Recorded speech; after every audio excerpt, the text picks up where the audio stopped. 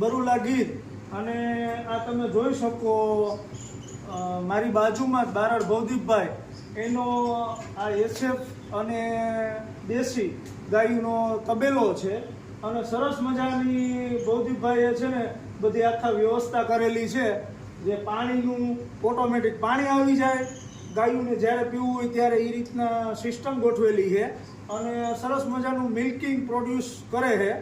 અને તમે આ રીતના જોઈ શકો અને ચાપ કટર મશીનરી છે કે જે સૂકો ચારો છે મોટા જાડો ચારો હોય એનું કટિંગ કરી અને આવી રીતના વ્યવસ્થિત પોતાનું ચાપ કટર મશીનરી છે સરસ મજાનું મિલ્ક પ્રોડ્યુસ કરે છે અને 8 થી 9 જેટલી ગાયો છે અને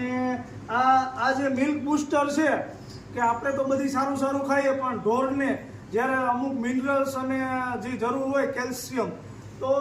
એનાથી આનો ફાયદો થાય એમ અને આ મિલ્ક બૂસ્ટર આપ્યું હતું એસબી કંપનીનું અને મેં મારી ગાયોમાં વાપર્યું અને ભવદીપભાઈને આપ્યું હતું અને તમે આ જો ડોલ જોઈ શકો જે ખૂણા ઉપરની ગાય છે બ્લેક કલરની એસેપ એનું જ છે આ 12 લીટરની ડોલ છે બહુ અને એનું આ સમથિંગ એટલું દૂધ છે 8 થી 9 લીટર જેટલું મને દેખાય હવે એ માપમાં હું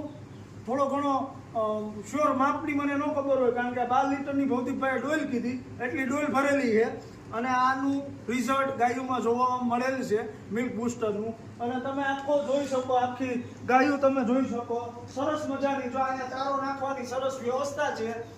ચારો નાખી શકાય અને આમાં પાણીમાં જ્યારે પાણીનું લેવલ છે ગાયોને જેટલું જોતું હોય એટલું લઈ શકે અને હવે ભવદીપભાઈ આની સ્લરી પણ બનાવવાના છે હું નેક્સ્ટ વિડીયોમાં તમને કહીશ સ્લરી આખી ઓર્ગેનિક મેથડથી કે જે ગૌમૂત્ર અને છાણના માંથી સ્લરી બનાવશે એનો વિડીયો પણ નેક્સ્ટ વિડીયોમાં હું બનાવીશ જય માતાજી।